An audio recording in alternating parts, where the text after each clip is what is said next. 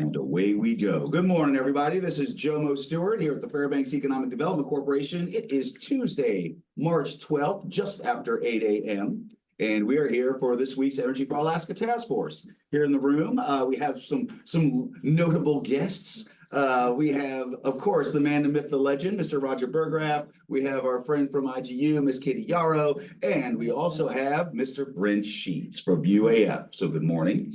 And our guest today is Mr. Frank Paskvan, also with UAF, here to discuss the university's work relative to carbon capture, as well as alternative fuels, and means we might reduce the cost of energy. So without further ado, Mr. Paskvan, I will give you the floor. I will just remind everybody, again, I'm down to one screen. If you have any questions, if you have any comments, this, as always, this is for all of us. So please feel free to, you don't even have to throw up your hand. If you just want to take yourself off mute and fire away, that's fine. Otherwise, I'll be looking for the little notification. I will try to monitor the chat, although no promises. So again, if you have any questions, this is a pretty meaty presentation and discussion, so dive right in. All right, sir, the floor is yours. Thank you, Jomo, and thanks everyone for participating today. My name is Frank Paskvan. I am with the University of Alaska Fairbanks and work out of Anchorage, where this is my home. Bit of background on myself: born and raised in Fairbanks, and went to the University of Alaska Fairbanks and graduated from the Petroleum Engineering Department there many moons ago. Worked for ARCO and then BP for 36 years. And when BP left the state, that was my cue to retire, per se, and was gainfully unemployed or retired for a couple of years. But I was always always interested in excuse me, in working on energy. And when Brent Sheets called me up from the University of Alaska Fairbanks to lead some research on carbon capture, I was more than happy to participate in that. And in fact, have been leading a work group, the Alaska Carbon Capture Use and Storage Work Group, since 2022. So the university is very close to my heart, and it's important to the state and to me personally to see low-cost energy available to its people. And it's something that, as far back as my childhood, and my father was always interested in energy, and his slogan was "Electricity powers progress." So I never really expected to see carbon capture as an opportunity, but I think it is a new technology, an application of existing equipment in a new way, an innovative way. So we formed a work group in 2022, and as you see on the screen here, our work group mission is to accelerate commercial carbon capture in Alaska. Emphasizing commercial because there are research and development type work going on, particularly, well, across the board, but on things like direct air capture. But really what the focus has been, at least in my mind, has been point source carbon capture, or fixed stationary sources, and trying to see what the implications would be of removing CO2 out of their post-combustion flue gas. So I'm a big believer in always showing your work, documenting it, and passing on that knowledge to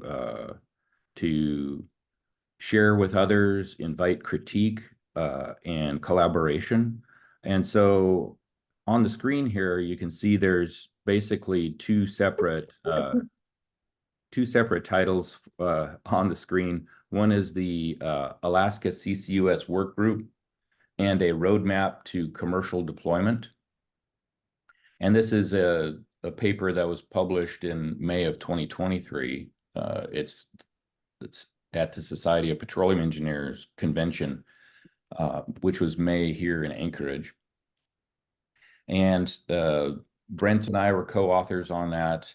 Tom McGuire and Kevin Connors from the University of North Dakota Energy and Environmental Research Center, Haley Payne from the Department of Natural Resources, and from Arctic Slope Regional Corporation, both Christy Ressler and Esther Temple.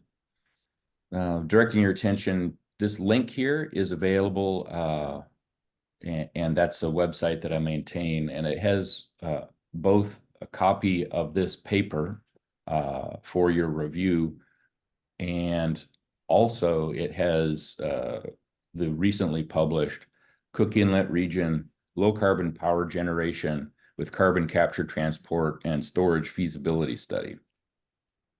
So that's items 6 and 9 on that page respectively. So I'd encourage folks to take a look at that. Not only are the actual documents there, but we also have associated like PDFs of the PowerPoints presentations, so you can see what is there, and very much encourage comments and questions.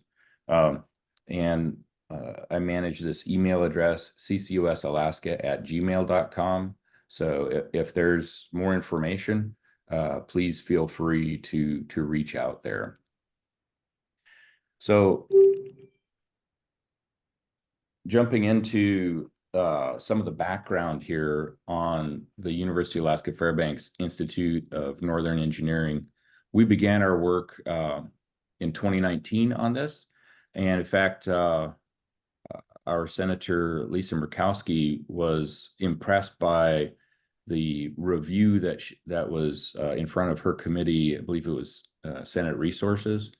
And in 2019, she reached out to the university and asked that we participate, we as a state, because interestingly, North Dakota, Alaska, and also Wyoming have a lot of similarities, similar number of residents, relatively small population, a strong dependence on,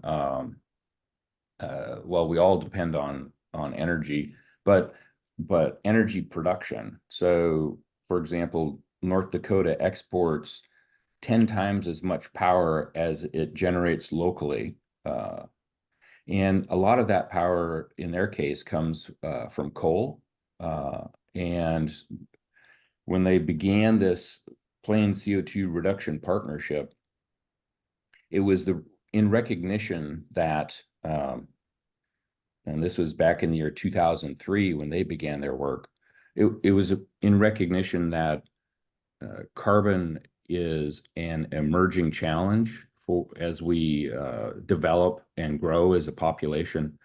And they wanted to have a way, an option available to enable continued wealth and prosperity in their state. So that resonates with me, and low cost energy, and which is available, reliable, affordable, is important to everyone. So I joined the group in 2021, and in 2022 actually invited folks to start to participate in this carbon capture work group, which is has about 150 invitees, around 40 to 50 attend any given meeting. And we've been working on things like the carbon storage bill, which is currently in front of the legislature.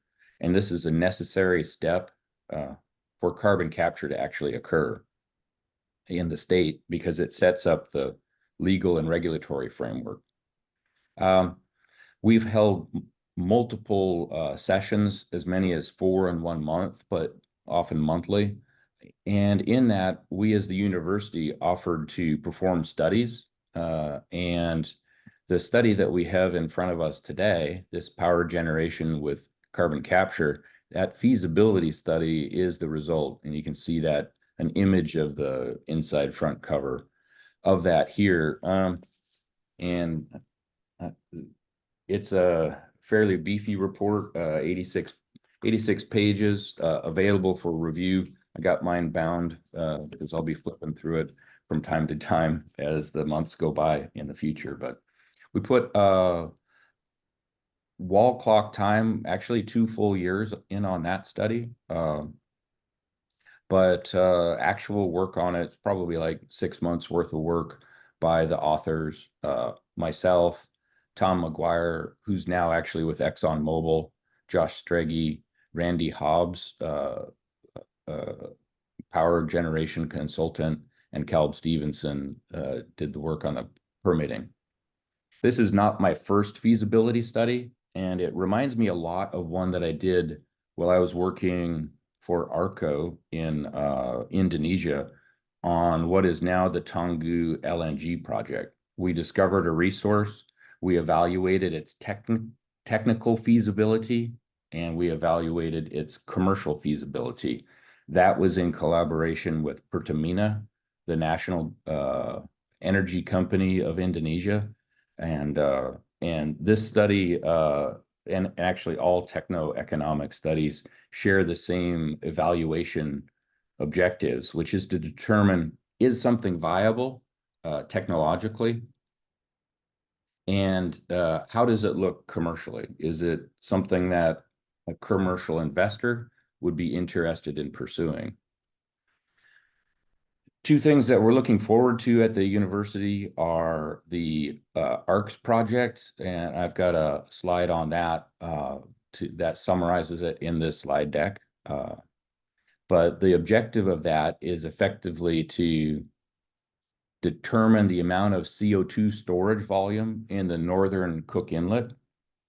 And that is actually part of the University of Alaska budget submission in front of the legislature now. And we have applied for this RETAP, or a Regional Initiative for Technical Assistance Partnership. The funding from the Department of Energy, which funds both UAF and EERC's work is due to lapse in September of this year. And we've applied for continuation funding for 3 years, which would enable us to continue the work group so we can have discussion about carbon capture. And I'm very excited to be supporting and continuing to support the Petroleum Engineering Department at UAF, and which has the vision of transitioning from petroleum engineering to energy resources engineering, recognizing that in the last 40 years since the department was founded, that energy diversification is important, and the university wants to graduate professionals who are able to understand the economics and the technologies that apply to energy and face the challenges that we can only imagine at this point. So that's, I believe the next step for that transition is in front of the Board of Regents. But when I was with BP, I was our lead recruiter and hired dozens of graduates from the University of Alaska Fairbanks. And it was our go-to university for technical talent. And I was happy to participate and lead BP's effort in that. I've always been a huge supporter of the university and was on the University Foundation Board of Trustees for, I believe, 2 terms, which it manages their investments and charitable contributions. So very happy to participate and work on these kinds of things with the university. So I'm going to move into the technical discussion. What is carbon capture? It's described on this slide here, which is, in this case, capture of CO2, which otherwise would have been emitted into the atmosphere. So say from the flue gas of a power plant, as an example. That is separated and treated to remove things like water and ash and particulates. That is transported via pipeline to an injection site where it's injected downhole, deep underground. You can see the annotation here. It's typically 2,600 feet or deeper. That's the pressure at which CO2 turns into a liquid. CO2 phase behavior is very much like propane. You know, you have a tank of liquid propane, but when you depressure it, it turns into a gas. In the underground, it's a liquid, and that increases the density, which enables storage of increased volume of material in a smaller space. So we've been doing storage like this down at the Syngsa facility, the Cook Inlet natural gas storage facility, for many years. It was instrumental as recently as last month during the very cold times. We store the methane in this case, and then produce it back when it's necessary to meet the demand requirements. So we also inject CO2 every day and back into Prudhoe Bay, and have been doing so since, gosh, I believe it was 1985. Well, actually, from initial production from 1977. So it's a long track record of successful carbon capture or successful storage and subsurface reinjection. But that's the core of it. That is what it is. And these are some of the locations, and this is material from the SPE paper. What we've done is evaluate Alaska's CO2 sources and storage potential, and those are summarized in the two images you see here. And these are taken from a Department of Natural Resources study that was published in 2010 by Diane Schellenbaum and Jim Clough. You see on the left, these are the yellow stippled are the sedimentary basins, and then the dots size is indicates the millions of tons CO2 equivalent per year of emissions. And you see North Slope, the interior, Fairbanks, Eielson, Healy, Fort Wainwright, and then Southcentral. And the key characteristics for each area are shown here. So this is part of an initial screening statewide, and we are always interested in supporting commercial endeavors, and this was a high-level screening of where are the sources and where are, on the right side, where are the potential locations for sequestration. Sequestration means geologic sequestration, which, with no intention of ever producing it back, you put it away and it stays there for millennia, thousands of years. You can see on the screening of sedimentary basins, both the North Slope and Southcentral have high indicated sequestration potential. And that is perhaps why there's oil and gas reservoirs that have been discovered in each of those regions. And differentiating the North Slope from Southcentral, North Slope has abundant and low-cost natural gas available, and it does have a ton of subsurface information from the oil and gas exploration and development. Similarly, Southcentral has that kind of data, but as we know, it's relatively high cost, maybe at least twice as high as lower 48 averages, and it has become scarce.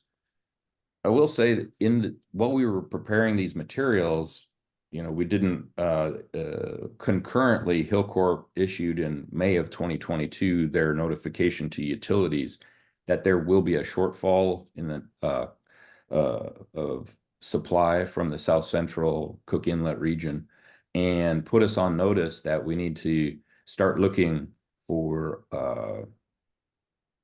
new sources of energy.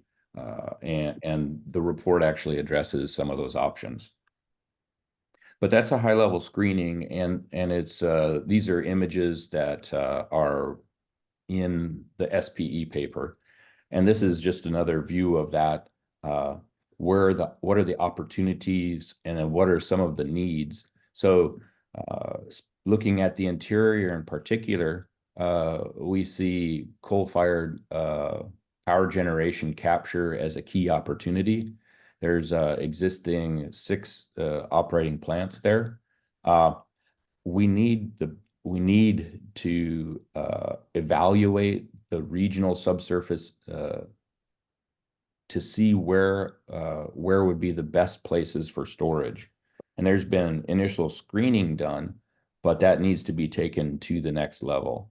So we're very interested and would be excited to partner with any of the power generation companies, which are the potential commercial customers that could apply this technology.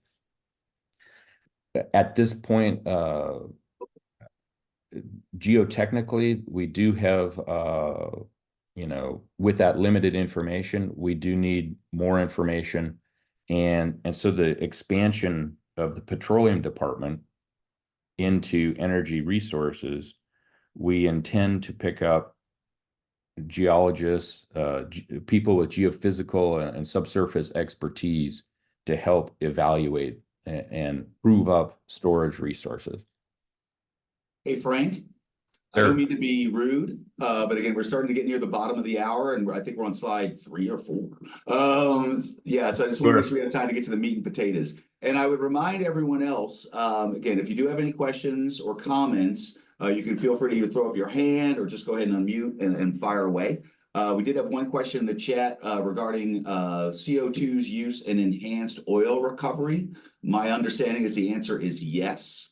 It does. That's a useful purpose. However, it's hard on the pipes, particularly if it gets with water.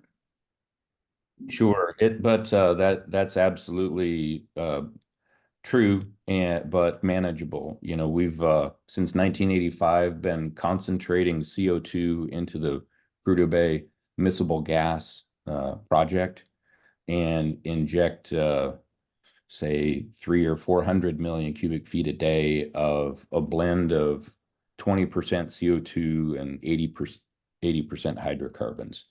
And on the production side, the integrity management team has a treatment regimen in place which basically mitigates 100% of the corrosion potential in the treated pipes. So, cool. I learned something new and off subject today. Thanks, Frank. Yeah, absolutely. Well, for the last 10 years of my career, I was the lead for the reservoir engineering team for Prudhoe Bay, responsible for the plan of development and reserve certification, gas sales potential, those kinds of things were all in my wheelhouse. So this is all very near and dear to my heart as an Alaskan, and trying to make sure that we know what we're doing and we know what the opportunities are in front of us. We have to call you back for a 101 on that. So let's move into CCUS and the why of it. And some people say maybe you should start with why.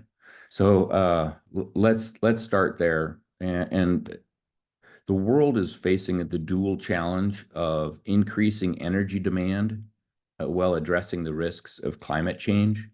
We expect the energy demand to double in the next 20 to 30 years, especially as the gross domestic product of developing countries increase. Their power consumption is expected to go up substantially. So the Intergovernmental Panel on Climate Change, IPCC, has evaluated the cost for providing clean energy low CO2 emissions energy security globally. And the cost of implementing or providing that energy is more than double without CCUS. And you think about, well, why that's a stunning figure. It's because there's a tremendous amount of existing power generation equipment. And we can either demolish it and start from scratch and build it all over again, or we can continue to operate it, retrofit it with carbon capture, thereby emitting it. The result is low emissions power generation. So, this is not only an Alaskan question. It's really about each region doing their part. And when you look at the chart here, this is from the Canadian Institute International CCS Knowledge Center. That's why they spell the word center incorrectly. But what it shows is the trajectory from unabated coal, which is a traditional power plant, to abated coal, which is latest generation technologies with carbon capture and sequestration. And the units on this are tons of CO2 per gigawatt hour. So for a unit of electricity, how much CO2 is emitted? And unabated coal, this is 1,100 tons versus natural gas is half that. And this switch, which was driven by the shale gas revolution in the lower 48, and making abundant low-cost natural gas available, that's why we see that the United States CO2 emissions peaked in the year 2015 and have been dropping. It's in large part the energy fuel switch from unabated coal to natural gas. So on the journey towards zero emissions, and that's what this is depicting. Interestingly, they're showing wind energy with natural gas backup or peaking power. So when the wind's not blowing, if you want to keep the lights on, the power comes from somewhere. When you have wind with natural gas, that is actually around 250 tons per gigawatt hour. And in comparison, a coal-fired power plant with carbon capture is less than 100 tons per gigawatt hour because we're capturing it at and then removing it and sequestering it underground. Hey, Frank, Sir. I guess in our milieu, the CO2 load would be a little bit higher from the Eva Creek experience because it's naphtha instead of natural gas. Would that be correct? I'm not familiar with the differential emissions of naphtha, but as a fuel, I would expect you're correct. Thank you. The other thing too is the process. You have to pre-treat flue gas. You have to remove all the particulate matter, and the chemicals that are used remove like the SOx and the NOx out of the system. So when you're looking at the carbon capture process, it has the side benefit of also driving down the emissions across the board. So that's what it puts on the table, and is the opportunity for us. You talk about naphtha. That's one of the fuels here on the chart on the right, and this is from the 2022 National Renewable Energy Labs Portfolio Standard Assessment. The source of it's actually from the Alaska Energy Authority, and it predated the LNG, imported LNG or the natural gas shortfall. So what it shows though is years 2020 to 2040, the price of fuel in terms of dollars per million British thermal units, or BTUs of heat generated. So, and the scale here is 0 to 35. And I've added, so starting from the bottom, this is coal at around $4 per million BTU. Natural gas is in the 7 to 10 now. Diesel naphtha is in the 20 and rising to $35 per million BTU by 2040.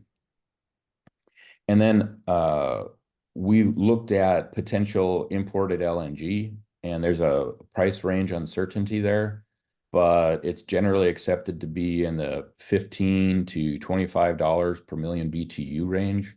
I believe John Sims, who's the N-Star Natural Gas, said he expects it to be no less than $16 per million BTU. So the thing that struck me was gas, which used to be the low-cost fuel supply, is more than, well, it's basically twice the price of coal. So let's put that on out there. And then when you look at natural gas versus diesel, the price range for imported LNG is essentially straddling or overlapping that for diesel. And I remember growing up in Fairbanks, driving on my bicycle past the Aurora power plant on the Chena River.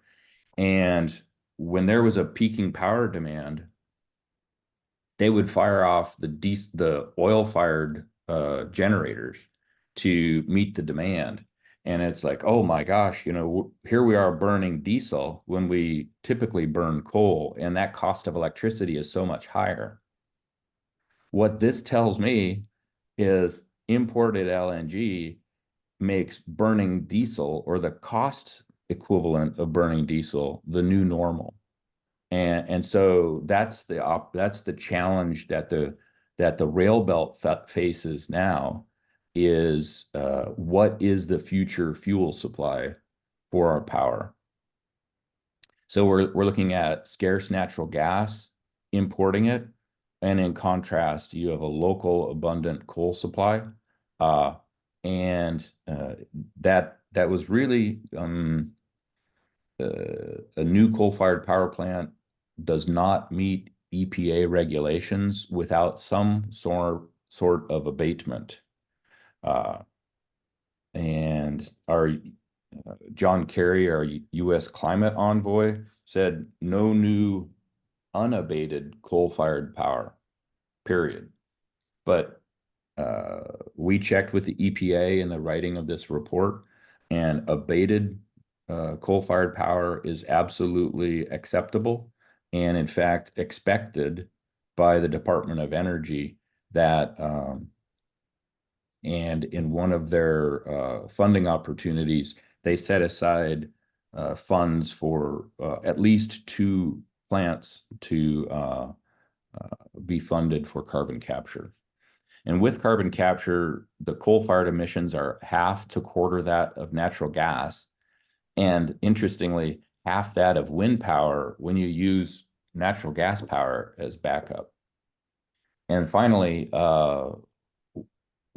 when you burn biomass, let's say spruce bark beetle kill, you can actually have net negative emissions. And that's because instead of a tree decomposing in place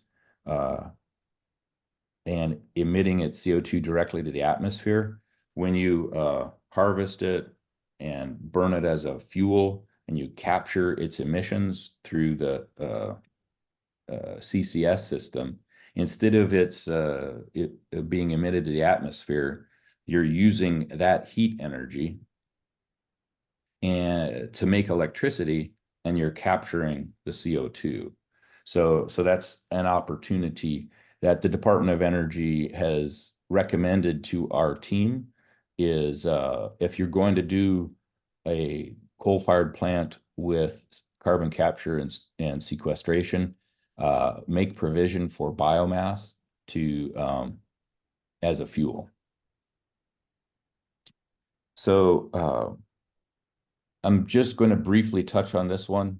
This is based on that technical paper that was published last year, and it's benchmarked against the National Energy Technology Lab, this report here. So it's clear that the cost of fuel, as shown on the previous slide, the cost of fuel, dollars per million BTU, is a direct driver on the carbon capture cost.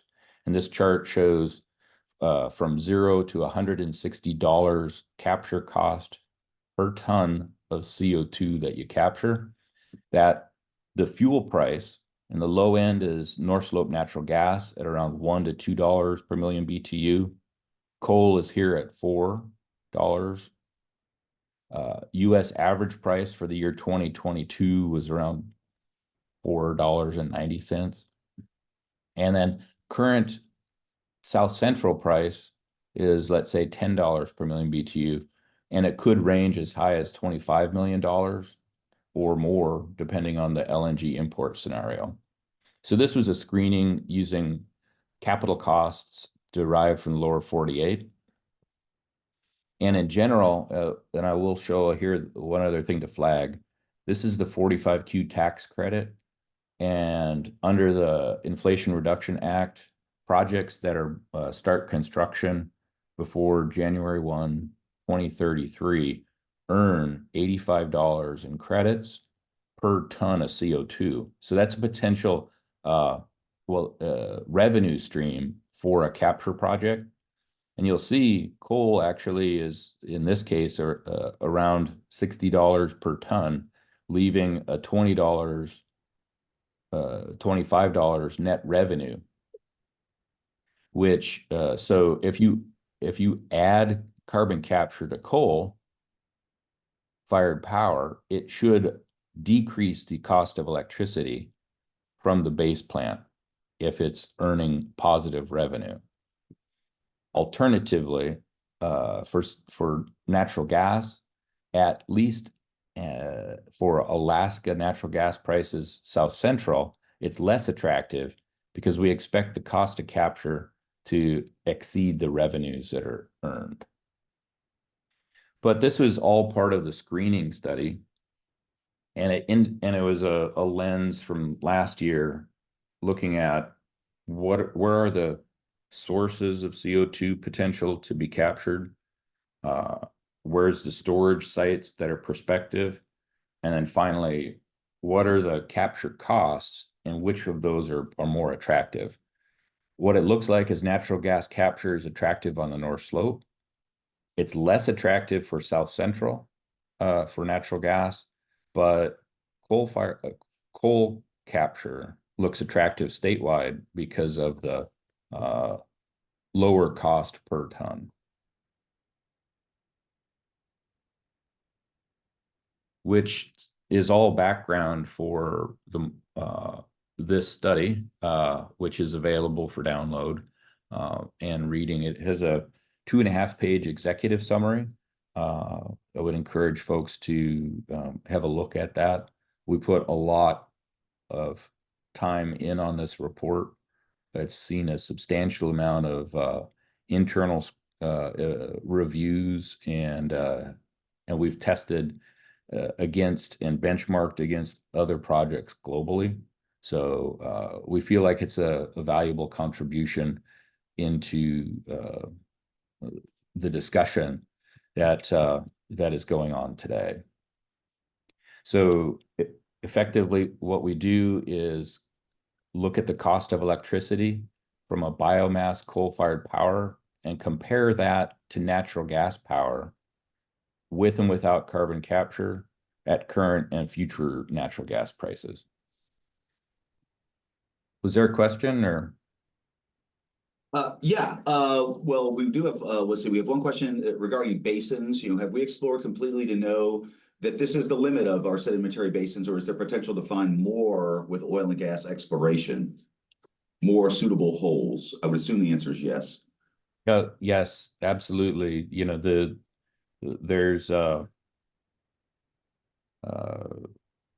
tremendous areas of Alaska is a big place, and there's more places to look. But we do have geologic and geophysical information that informs the maps that were shown earlier. But our exploratory well density is still low, and more information and more data gathering will find new accumulations. There's no doubt in my mind. Well, I And also think about the Doyon when they were doing their exploration out in the flats. They found suitable traps. They didn't have payable quantities of hydrocarbons, but they found geologically the traps that looked like they would hold it if it was there. So I guess that would be a suitable location where you wouldn't necessarily need to produce the hydrocarbons. absolutely right, Jomo. And we would love to work with those who have the data, and we can work on this together using the resources at the university. And we're also partnered with the Alaska Department of Natural Resources Division of Geological and Geophysical Surveys going forward to help evaluate and understand and prove up those. Because if you want to have a good carbon capture and storage project, the surface technology is available and can be done anywhere. The crux of the matter is finding a storage location that is geologically secure. And saline aquifers, such as those that you discuss, are actually the preferred location in the lower 48. So for our study, actually, we selected a depleted gas field because we know it has proved capabilities to store gas for millions of years. And that's why that's a point on this study is everything that we propose is technically feasible. This is doable using, in fact, we would recommend the use of off-the-shelf proved technology. And there may be optimizations that are possible, but the storage location is proved by the fact that it's a gas field, and as an example. And kind of cutting to the chase, here are the key conclusions from our study. And the chart here has 3 different, I guess, cases. Two of these are natural gas powered electricity power generation, and the one on the right is a biomass coal power plant. The 2 gas cases have the gas price range. So this was a recent published actual price of $7.07 per million BTUs. And then across the expected future fuel price range of $15 to $25 per million BTU. That's for both existing and the other scenario is what if you built a brand new power plant and fired that with natural gas? That's the best case possible. This would be like, I believe the design basis was a single 650 megawatt brand new power plant using best available power efficiencies.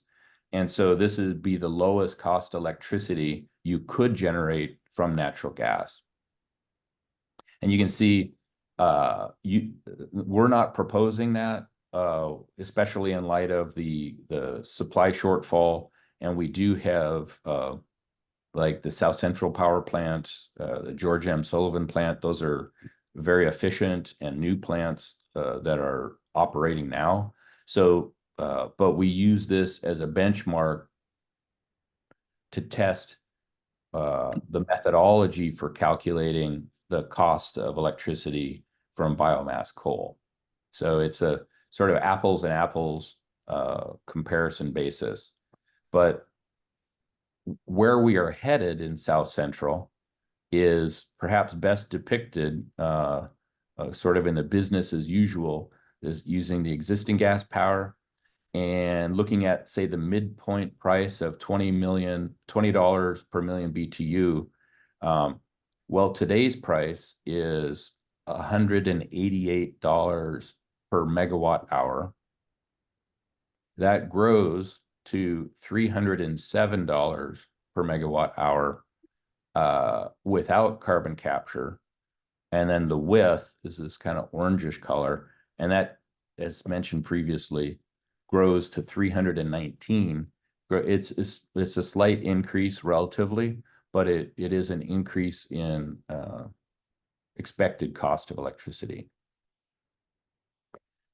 Okay, in comparison, there's the sensitivity for a new coal-fired power plant is to plant size, and we looked at as small as 25 megawatts and as large as 670 megawatts in our analysis, because it's just a spreadsheet, right? You put in a size, we make the calculations on the costs and things, but we wanted to be able to look at across the range of plant size and what is its impact on economies of scale and cost. So again, without carbon capture and sequestration, coal-fired power, so the key cost driver for these power plants is your fuel price. And the fuel price for coal is $3.50 per million BTU. So at that price, it's $110 per megawatt hour, which is substantially lower than the existing. And if you go to the larger plant, that's $99 per megawatt hour, which is about half the current cost of electricity. And when you add CCS, in the case of a 300 megawatt net plant, it reduces the cost of electricity to $75 per megawatt hour. So this is is part of that reduction, Frank, based on the credit? Yes. So that's the bullet here. CCS lowers the electricity cost since 45Q tax credits exceed the cost of capture. So, and this study includes the transportation costs, a new pipeline, as well as the injection wells, and the storage fee for the poor volume space storage, as well as capture. So it's all in. When you said pipeline, you meant the CO2 transportation pipeline, right? Yes, correct. That'd be from the carbon capture plant to the carbon sequestration site. And in the study, it's a 75-mile route that we evaluated. We do have a question in the chat relative to the place where it gets sequestered. And maybe outside the scope, but I'll ask. So who owns the sequestration assets? Is it private sector or state? And something just jumped up. Would the owner of although I've been listening into the discussions in the legislature, this is all trying to be worked out. Would the owner of the sequestration wells you mentioned be responsible for associated environmental risks like leakage? But again, that might be outside of the scope. Yeah, so great question. Thank you for that. Right now, the state constitution defines the state as the mineral owner, and the Alaska Supreme Court has defined the pore space as part of the mineral estate. So you've got the rock framework is inextricable from the pores that are between it. And so what the carbon storage bill Senate Bill 49 and House Bill 50 that are in front of the legislature sets up the regulatory and legal framework to enable entities to lease that pore space. So the current, let's say, Beluga gas field owners have a hydrocarbon lease, but that does not confer to them pore space rights. And the bill actually follows the successful and time-tested hydrocarbon leasing structure for pore space leasing, and sets up kind of like preferential rights for an existing hydrocarbon leaseholder. It gives them you'd have to look at the bill to get the specifics, but it gives the current hydrocarbon leaseholder kind of first right of refusal, if you will, or they can, when they're done with the hydrocarbons, and close out that lease, and which makes the pore space available for another potential leaseholder. In terms of environmental liability, that's also addressed in the bill, but we know that the companies that are engaged in any development activity hold responsibility for the quality of their workmanship and results.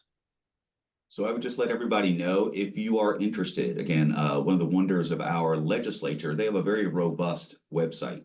I personally find it very usable. You can go on the legislature's website, you can do bill searches, subject searches, and you can actually go back and watch the archive meetings where these things are getting discussed relative to the bills. Thank you, Jomo. And I recognize we're getting close to the end. This is really the money slide, if you will. It's figure 14 in the report, and the key conclusions from that are that, as you can see, that biomass coal electricity with carbon capture is attractive and delivering affordable, reliable, clean, long-term energy security. It's lower cost than natural gas electricity, and it's lower emissions than natural gas power. We have hundreds of years of the local fuel supply. So the United States has been called the Saudi Arabia of coal, and Alaska has half of the coal resources of the United States, to give an idea about how much coal we have as a state. And carbon capture looks attractive for that, and it opens up the ability to abate emissions such that a new power plant can meet current and expected future EPA emissions requirements. Interestingly, too, and this is the last bullet point that I'll really focus on today, is we're at an important decision point for the state, for our power. And if we make investments in the Railbelt and Southcentral that increase the expected cost to the urban areas, that will actually also affect the rural electricity costs. So if we go on a path, let's say, where we import expensive fuel, and we almost double the cost of electricity in the urban areas, Railbelt and Southcentral, that will we have a unique system called the power cost equalization, which basically provides rural residents the same cost of electricity or similar as the urban Railbelt, Southcentral, and Juneau. They look at that basket of power. So if we make choices that raise the cost of electricity to Railbelt, Southcentral, that will reduce the differential against folks who are burning diesel for their power. And so their cost of electricity will go up because their subsidy goes down. That's in 192 communities across the state, serving 88,000 individuals. Conversely, if we make investments that lower the cost of electricity, that increases the differential, and rural residents will actually get a lower cost of electricity because their power cost equalization provision makes that possible. So this is not a Railbelt issue. It's not a Southcentral issue. It's a statewide issue. It affects the entire electricity cost. And as we know, people are talking about the internet as a right, kind of thing. Well, it's hard to run the internet without electricity. So, this is very fundamental and important. So we wanted to provide this research and feasibility study and publish it so it can see greater scrutiny and also put it on the table as a feasible, both technical and economically feasible scenario. Okay. Well, sir, outstanding. We are here at the top of the hour. I would go ahead and open up the floor to questions. I will say, so just so you know, Mr. Paskvan, I did hand Brent Sheets a jump drive. So he'll be bringing back the Hatch report for you. Coming out of our original cost of energy task force back in 2007, FEDC contracted with Hatch Engineering to do a feasibility study, both engineering and economic, relative to a biomass coal natural gas to liquids project. So I've handed that off to Brent so you all could see it. Does your report, you mentioned commercially available and proven technology. Do these reports kind of go into any depth on those technologies? So there are other resources available for describing the technologies. I do have in backup slides. This is number Okay. 17, which for each, this is from the NPC roadmap, page 32, which was published in 2019. This is technology readiness level from 1 to goes to 10.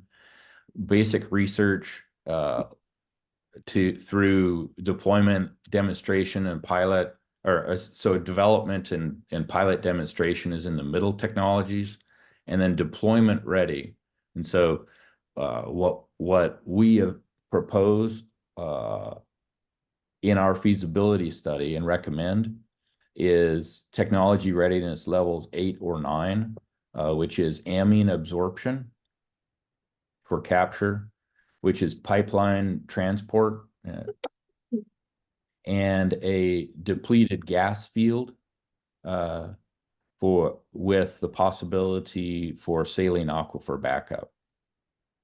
So yeah, there are other technologies out there, and we expect those will evolve towards lower cost and higher efficiency, but we recommend in light of the imminent shortfall of energy supply facing the region, the selection of ready off-the-shelf technologies. I will say again, the biomass coal gas to liquids project was based on rather than combustion, gasification. Your 2008 study. The 2008 study.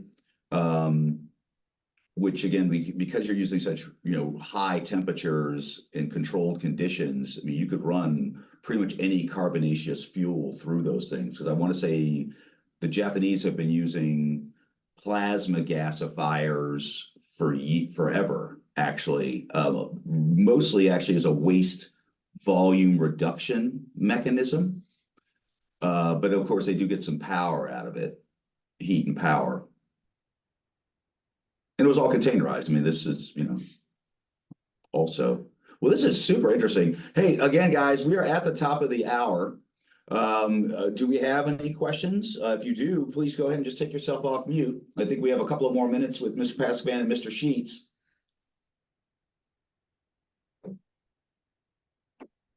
Patricia R., I see your camera has come on. Oops. And I did want to leave this this as the closing slide, just to point people back to the technical screening study, the roadmap to commercial deployment. That's item 6 at our ine.uaf.edu/carbon website. And this presentation and the feasibility itself, the study itself, is item 9.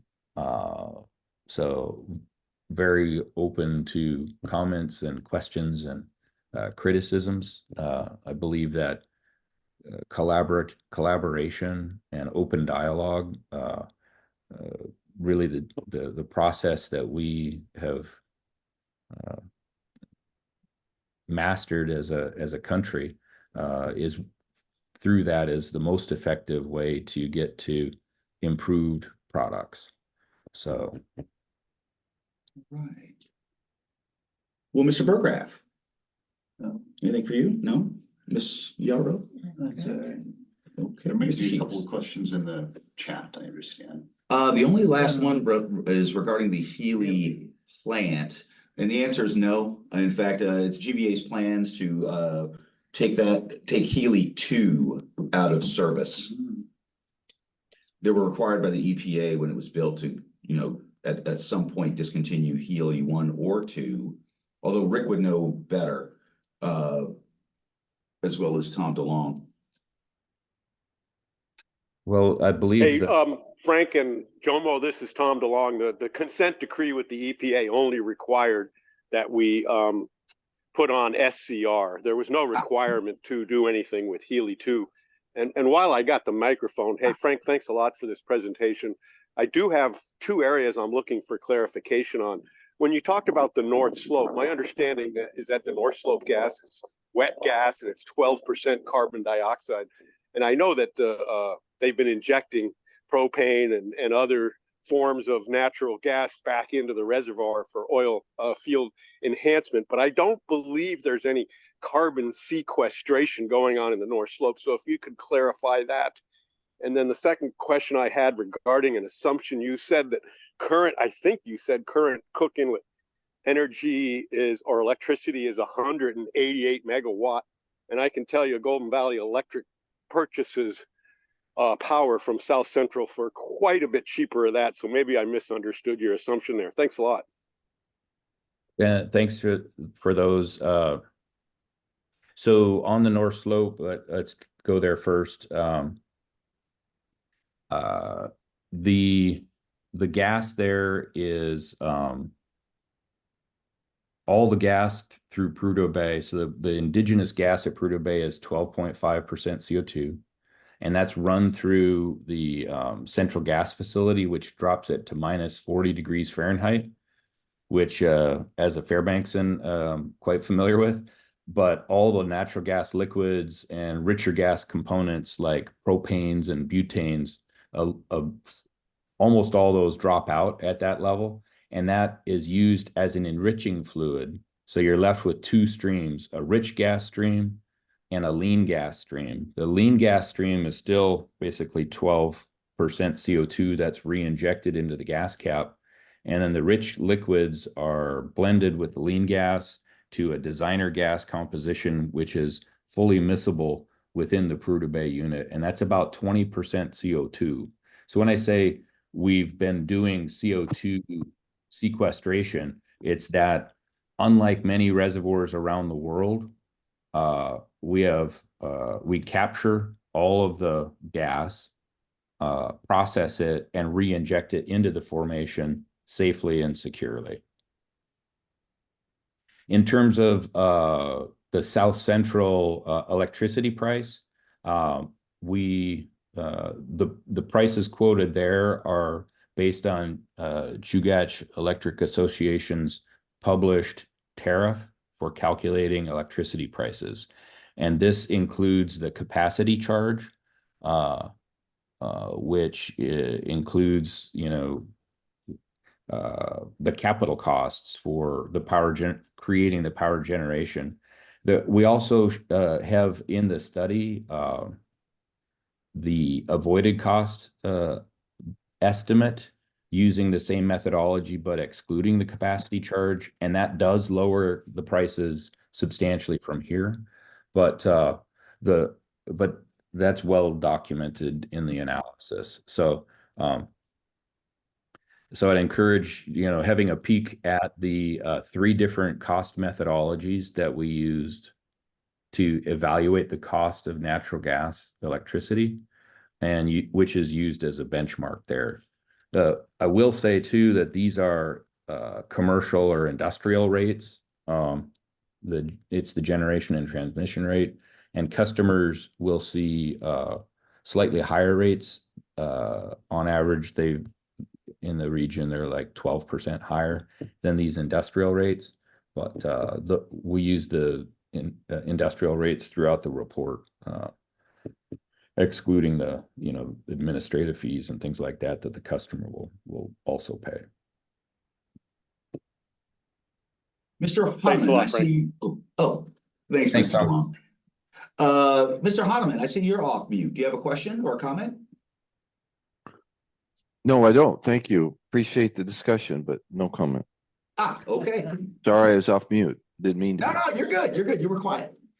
All right. Well, again, we are just beyond the top of the hour. Again, are there any final questions or comments? All right. Well, then, seeing none. Mr. Paskvan, thank you so much. I really appreciate it. Again, I've gotten to see it now a couple of times. I thought this would be of interest to the group. If anybody ever wants to see the old Hatch report, I still have it, and I do. So you're welcome to borrow it or get a copy. It's an interesting read. All right. Well, beyond that, everybody, thank you so much. We do have, I believe, a presentation scheduled for next week. I've been diligent. Let me sort of pull this up. Yes, actually. Okay, so CCHRC next week is having their big housing summit, housing week. So that's going to be a big deal. Go ahead and check out their website to find out all the good things that are going on during that enterprise. But they're having a specialist up relative to heat pumps. And so we'll be revisiting the heat pump discussion next Tuesday morning. All right. Well, if there's nothing more for the good of the order, I will go ahead and stop the recording. So, hey, everybody, have a great rest of your day, a great rest of your week, and we will see you next week for the Energy for All Alaska Task Force. Thank you.